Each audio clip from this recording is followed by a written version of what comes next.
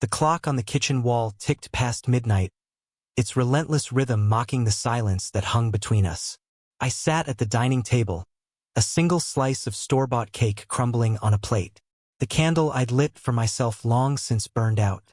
My phone lay face down, ignored, its screen blank of any missed calls or apologetic texts. 38 years old today, and my wife Claire hadn't said a word. Not a card, not a glance, not even a distracted happy birthday tossed over her shoulder as she rushed out the door that morning. It wasn't the first time she'd forgotten, but this year, the weight of it crushed me, because deep down, I knew it wasn't just a forgotten date. It was the final crack in a foundation that had been crumbling for years. The house felt too big, too empty. As I leaned back in the chair, the wood creaking under my weight, Claire's absence tonight wasn't unusual. She'd been working late for months now, her excuses as thin as the excuses I made to myself for believing them. I'd spent the day replaying our last conversation, her hurried promise to be home by 7, her distracted smile as she scrolled through her phone. I'd wanted to believe her. God, I'd wanted to, but the truth had been gnawing at me, a quiet whisper that grew louder with every unanswered call. I stood, shoving the plate away, the cake untouched. My reflection stared back from the dark window, a man with tired eyes, gray creeping into his stubble, looking older than 38. I grabbed my keys and left, the door clicking shut behind me. If Claire could forget me, maybe I'd forget to come home. The bar was a dive, all chipped wood and neon signs flickering like dying stars. I nursed a whiskey, the burn in my throat a welcome distraction from the ache in my chest. The bartender, a grizzled man with a face like worn leather, slid me another without asking. "Rough night," he grunted. "Rough year," I said, my voice low, barely audible over the jukebox's mournful country tune. I didn't want to talk, didn't want to unravel the mess of my marriage for a stranger. But the whiskey loosened something and I found myself staring at my phone again, scrolling through months of one-sided texts, me checking in, me asking about her day, me suggesting dinner plans that never happened. Her replies were always short, vague, or non-existent. I opened a photo from last summer. Claire laughing at a barbecue, her blonde hair catching the sunlight, her eyes bright in a way they hadn't been in months. I'd taken that picture, my heart full, thinking we were okay. But even then, there had been signs.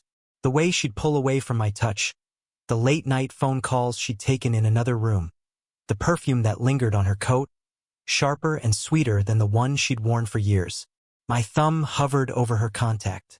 I could call her, demand answers, but what would she say? Another lie? Another, "I'm sorry, work's been crazy."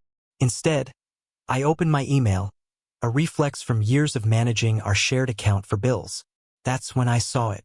An email from a hotel chain, a confirmation for a stay 2 weeks ago. Not in our city, not for us. My stomach twisted as I read the details. A king suite, one night booked under her name. The date matched one of her work trips. The whiskey tasted sour now. I paid my tab and stepped into the cold night, the city's hum a dull roar in my ears. I drove without thinking.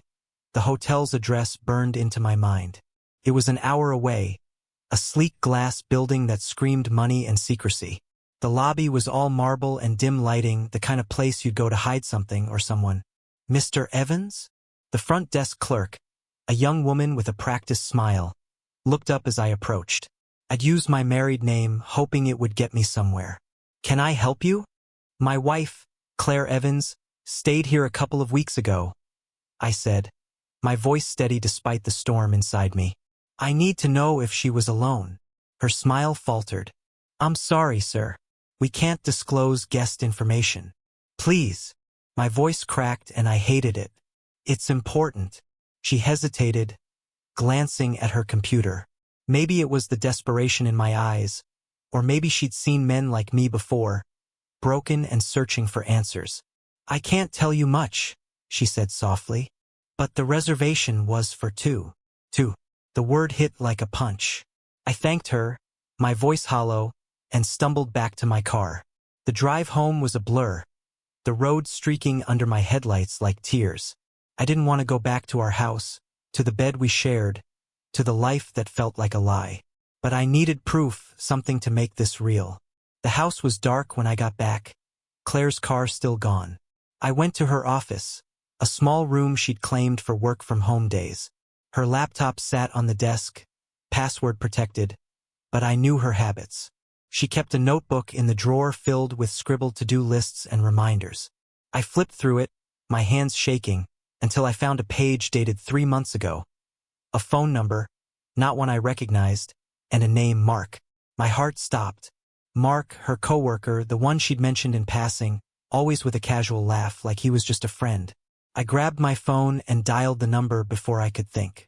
It rang twice before a man's voice answered, smooth and confident. Hello, is this Mark? My voice was a growl barely controlled. A pause. Who's this? Claire's husband. You know, the guy she's married to. Another pause, longer this time. Look, man, I don't know what you think. Don't, I snapped. Don't lie to me. I know about the hotel. I know about you. He sighed, and that sound, resigned, almost pitying, cut deeper than any confession. It's not what you think, he said, but the words were weak, a reflex. Claire and I, it just happened. She said you two were having problems. I hung up, my vision blurring. The notebook fell from my hands, pages splaying across the floor. I sank into her chair, the room spinning, my chest tight with a pain I couldn't name. Betrayal wasn't just the act. It was the lies, the excuses, the way she'd looked me in the eye and made me feel like I was the one failing her. Claire came home at 2 a.m. I heard her keys jingle, her footsteps hesitant as she noticed the kitchen lights still on. She froze when she saw me at the table, the notebook opened in front of me, the hotel email printed out beside it. Tom. Her voice was small, fragile. Why are you still up? You forgot my birthday, I said, my voice flat. Again. Her face crumpled, guilt flashing in her eyes before she could hide it. I'm so sorry. I meant to stop. I held up a hand, my voice shaking now. I called Mark. I know. She went pale, her purse slipping from her shoulder to the floor. Tom, please let me explain. Explain what? I stood, the chair scraping against the floor. How you've been lying to me for months. How you booked a hotel room with him. How you forgot me over and over because you were too busy with someone else. Tears welled in her eyes, but I didn't care. Not anymore. I trusted you, I said, my voice breaking. I loved you and you threw it away. It wasn't like that, she whispered, stepping toward me. I was lonely, Tom. You were always working, always distant. Don't you dare put this on me. I roared, the sound startling us both. I was here, Claire. I was trying. You're the one who checked out. She sobbed, covering her face, but I couldn't comfort her. Not this time. I grabbed my jacket and walked out, the door slamming behind me. The night air was cold, the stars indifferent above. I didn't know where I was going, only that I couldn't stay in a house built on lies. I drove until dawn, the city giving way to open roads, the horizon streaked with pink and gold. My phone buzzed with Claire's texts, apologies, and pleas I couldn't read. The pain was still there, raw and jagged, but so was something else. Clarity. I'd spent years trying to hold us together, ignoring the cracks, pretending her distance was temporary. But it wasn't, and I couldn't anymore. I pulled over at a rest stop, the engine ticking as it cooled. In the glove compartment, I found a photo from our wedding day, tucked away like a relic. We were young, smiling, certain of forever. I traced her face with my thumb, then let the photo fall. Some things couldn't be fixed.